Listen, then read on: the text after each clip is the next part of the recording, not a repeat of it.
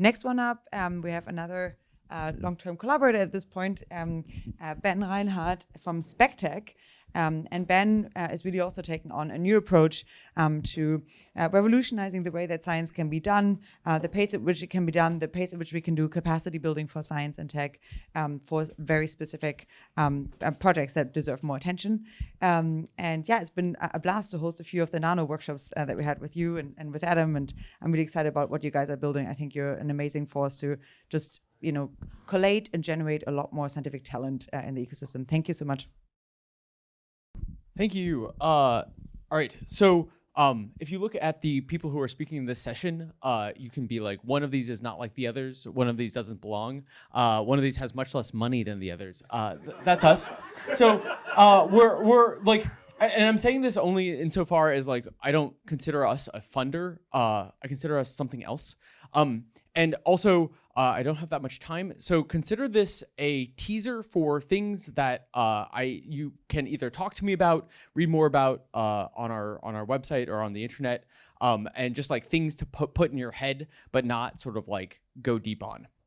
Okay, I'm going to be talking about three things. I think of this as being like a spear to make more awesome sci-fi shit happen.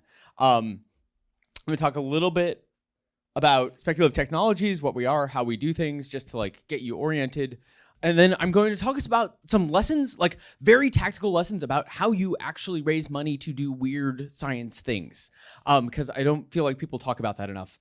And then I'm going to talk about some concrete things that like everybody can do to make these things happen, even if you are not a billionaire, even if you are not actually doing a project. And I'm going to try to do that all in like 6 minutes. Okay, cool. So speculative technologies, what are we? I describe us as a nonprofit industrial research lab for public good. We unlock technologies that don't have a home in other institutions. So what does that actually mean? So the industrial research lab part is that we are trying to make actually useful technologies. It doesn't matter how interesting it is. It doesn't matter how novel it is. It matters like what will it be useful to people. The public good. We work on things, what I call pre-commercial technology research. So we're like on a lot of that creates public goods. I'll talk about that in a second. And then the last part is we judge things based on like, okay, like does this have a home in other institutions? If it would be good in an academic lab, great. There's so much more infrastructure for that. Would it be good in a startup? Great. There's so much more money for that. And so I like to think of us as sort of sitting in the valley of death. There's lots of people, like I think of this as sort of a lot of the things that academia does. They like create these Lego pieces. They're like, oh, like this could be a piece of a better system. And then, we all have this idea of the spaceship that we want in the future. It's like step 72 that's really, really hard and like takes a lot of work and being like, this doesn't look anything like a spaceship, but is actually a lot of work to put together to make and figure that out. So I think of us as sort of doing this. It's a lot of stuff that doesn't look interesting or sexy, but eventually will lead to a spaceship. We work particularly on materials and manufacturing technologies. Our thesis is that these are the things that underpin civilization. You look at any of the tracks, and there's actually materials and manufacturing that underlie all of them. I was talking to Sumner last night, and he was talking like he's working on Neurotech, but like the actual bottlenecks around what he's doing are like manufacturing and supply chain bottlenecks. We don't think about that enough for building the future. I think of these like this is sort of the way that we think about abstractly doing programs. But I think this is also you can generalize this to like kind of the way that I think a lot of these interesting research programs work. Like, and in the sense that you need to spend a bunch of time actually thinking about like what is the best use of your time. Like, how are you going to change the world? Like, I think planning actually matters. You need to execute very quickly, but planning matters. We think about de-risking, which is like saying, okay, like what is the couple of experiments we could do that will like be like no go. There's always these like biggest risks to a program.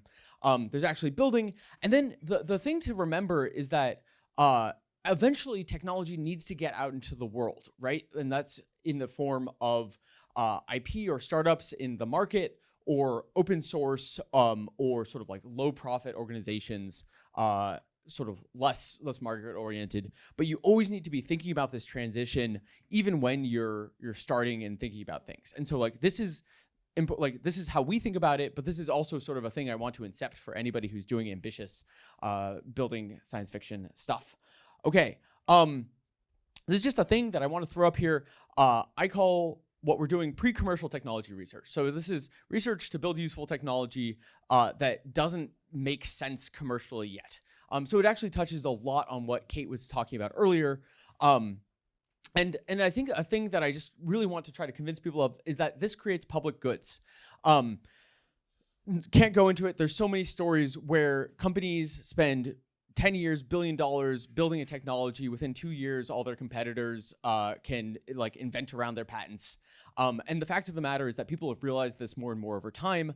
And so the fact that even creating a technology, although it may eventually be marketable, creates public goods, and it's hard to capture the value of that, and we just need to embrace that. Okay, cool. Tactics. I'm just going to pound through these. Things, write 2-page briefs. You should always have something where you're like, I'm working on this thing. And someone's like, cool, tell me more. You should have something that you can send to them. And it should be in like clear language and should get people excited and want to have another meeting with you. Be precise. A trap that we all fall into is this high level of abstraction. Be like very concrete. This is what we're doing. This is what the goal is. This is what we don't know, right? Like the reason that we're often abstract is because we don't know. And you can just be honest about that. Do projects. I think it's very tempting to like jump into big things. All right, I'm just gonna pound through the rest of these. All right, do projects. Look at what other people have done. This is a trap that people don't do. There are always trade-offs and institutional constraints. Sometimes people are like, oh, philanthropy, the billionaire will give us money. That comes with constraints. Play long games. And it's going to require sacrifice. This is the thing, is like, this is part of the trade-offs. Okay, here are some cultural change things just to put in your mind. I'm really happy to unpack these offline. Elevate people who fund weird things. This is like, everything's a status game. Spend your money on interesting things. Even if you don't have $1 billion, there are many things that you can support that are like weird and interesting. And I feel like people have this like helplessness of like, oh, I only make $150,000 a year, right? Like that still gives you the ability to unlock a whole lot of things. Spend social capital as well as capital.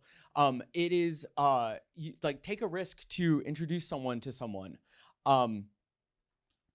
Pay it forward. There's a much broader rabbit hole that I think is like many of the people in this room probably have lifestyles they do because someone in the past built technology that they didn't capture the value of. You can enable that to happen for someone in the future. And I think that's it. Cool. And I'm right at time. Sweet. Thank you.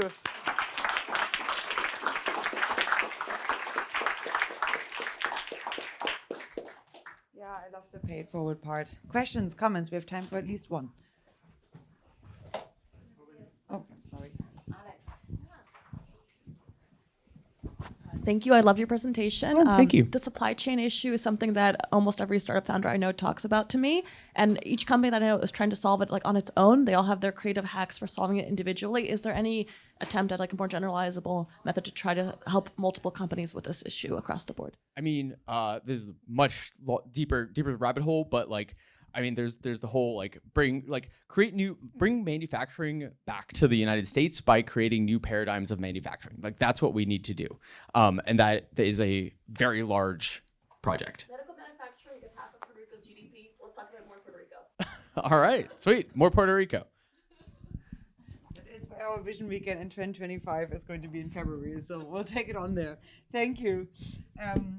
Okay, awesome. Thank you, Ben.